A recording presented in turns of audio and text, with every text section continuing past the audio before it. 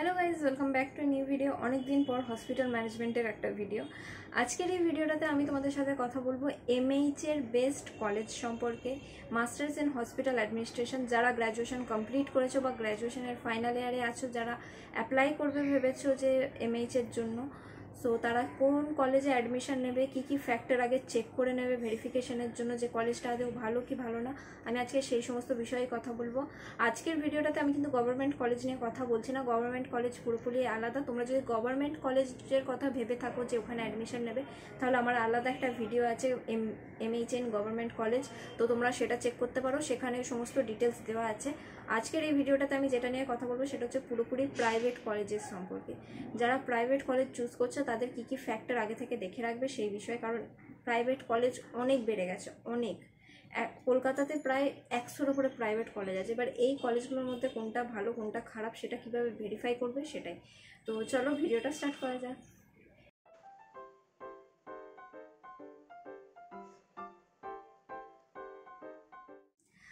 দেখো, আমি কোনো কলেজের নাম বলবো না। বেস্ট কলেজ ফর এমএইচ আমি লিখে তো রেখেছি, বাট আমি কোনো নাম বলবো না, কারণ সবার আলাদা আলাদা প্রেফারেন্স থাকে যে এটার ফিজ তোমাদের বেশি সুইটেবল মনে হচ্ছে, এটার লোকেশন তোমাদের সুইটেবল মনে হচ্ছে।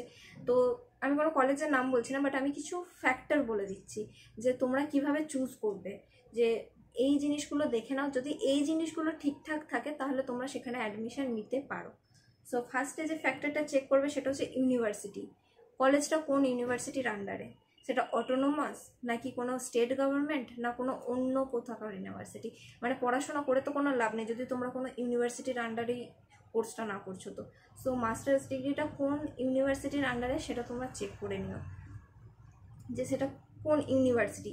অবশ্যই দেখো সেটা যেন অটোনোমাস যদি হয় তাহলে সেটা ওয়েস্ট বেঙ্গল রেকগনাইজড, আর যদি ওয়েস্ট বেঙ্গল গভর্নমেন্টের কোনো ইউনিভার্সিটি হয় তাহলে তো ভালোই, তোমরা ওয়েস্ট বেঙ্গলের স্কলারশিপের জন্য অ্যাপ্লাই করতে পারো।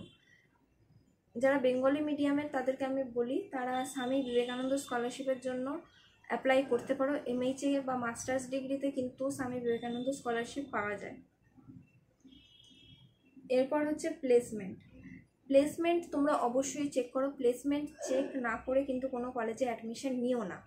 তোমরা একবার এই জিনিসটা দেখে নাও যে কোথায় প্লেসমেন্ট হয়েছে, আগের বছরের কতজন স্টুডেন্ট ছিল, সেখানের মধ্যে কতজন প্লেসমেন্ট পেয়েছে, কতজন প্লেসমেন্ট পায়নি, সেটা একবার চেক করে নিও। একটা কলেজে যদি 60 স্টুডেন্ট থাকে, তার মধ্যে যদি 10 জন যদি চাকরি পায় তাহলে সেটা কিন্তু কলেজের প্লেসমেন্ট ভালো বলা যায় না। শুধু তোমাদেরকে ওই 10 জনকেই দেখাবে যে হ্যাঁ 10 জন চাকরি পেয়েছে, তুমি ভাবছো কলেজটা ভালো, সেটা কিন্তু না।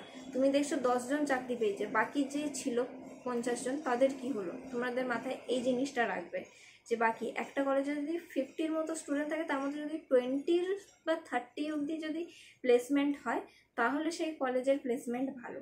কারণ তোমরা নিজেরাই দেখবে একটা ব্যাচে সব স্টুডেন্ট ভালো হয় না, সবাই জব পাওয়ার যোগ্য হয় না।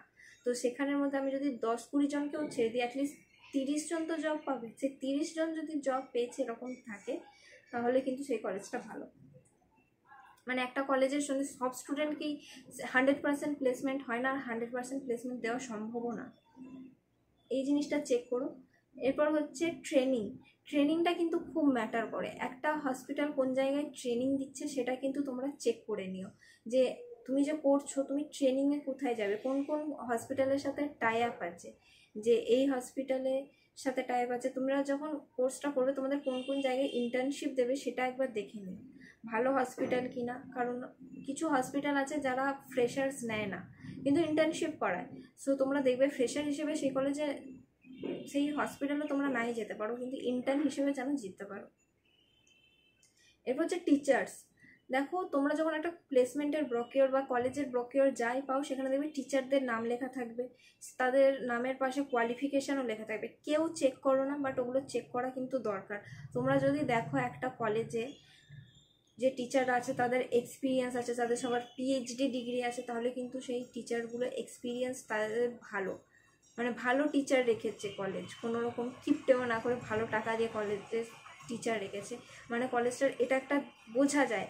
যদি তোমরা দেখো কোয়ালিফিকেশান, সেখানে কোয়ালিফিকেশান মাত্র মাস্টার্স ডিগ্রি অবধি আছে, বা একদম ফ্রেশার, বেশি এক্সপিরিয়েন্স নেই টিচারদের, তাহলে কিন্তু তোমরা এটা একটা বুঝতে পারো যে কলেজটা খুব একটা ভালো না, কারণ টিচিং কোয়ালিটিটা খুব একটা ভালো না। তোমরা টিচারের যেটা আছে যে লিস্টটা আছে সেটা দেখলেই তোমরা বুঝতে পারবে। টিচারের কোয়ালিফিকেশান সেগুলোও কিন্তু একটু চেক করে নিও, কারণ আমার মতে যারা মাস্টার্স ডিগ্রি স্টুডেন্টদের পড়াবে তাদের পিএইচডি থাকা অ্যাটলিস্ট দরকার, সেটা গভর্নমেন্ট কলেজ হোক বা প্রাইভেট কলেজ। তোমরা এই জিনিসগুলো অবশ্যই চেক করে নিও। আর মানি, টাকাটা তোমরা চেক করে নিও। অনেক সময় হয় যে কোর্স ফিস যা বলে সেখানে শুধুমাত্র কিন্তু অ্যাডমিশনের টাকা আর সেমিস্টারের ফিস দেওয়া থাকে, বাদ বাকি যে এক্সট্রা চার্জেস থাকে, যেমন হিডেন চার্জেস বলে সেগুলোকে, যেমন কশন ফিস, একটা কশন ফিস থাকে সেটা রিটার্ন করা হয়, লাইব্রেরি ফিস, এক্সাম ফিস, রেজিস্ট্রেশন ফিস, এরকম ছোটো ছোটোখাটো জিনিস থাকে যেগুলোতে তুমি দেখবে 1000, 2000, 2500, 3000 করে ফিস থাকে। মানে ওগুলো হিডেন ফিস, ওগুলো লেখা থাকে না, বাট ওগুলো কিন্তু তোমাদেরকে দিতে হবে।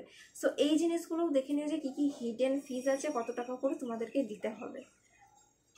তো আজকের ভিডিওটা এইটুকুই, আশা করি তোমাদের ভালো লাগলো। তোমরা যদি এমএইচের জন্য ভেবে থাকো তাহলে অবশ্যই এই জিনিসগুলো চেক করে তবেই অ্যাডমিশন নিও। তো টাটা গাইস, দেখা হচ্ছে পরের ভিডিওতে। যদি তোমাদের কোনো প্রশ্ন থাকে অবশ্যই আমাকে কমেন্টে জানাতে পারো, আর চ্যানেলটা লাইক, শেয়ার এবং সাবস্ক্রাইব করে নিও। Tata guys.